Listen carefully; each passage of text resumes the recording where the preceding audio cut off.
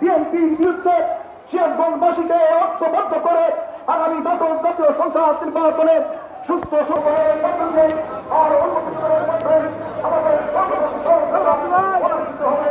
প্রিয় ভাই ও বন্ধুগণ,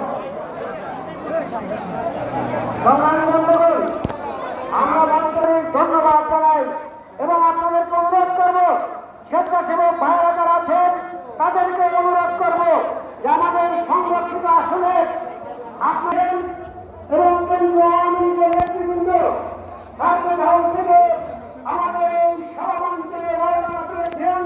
আমরা অল্প কিছুক্ষণের মধ্যে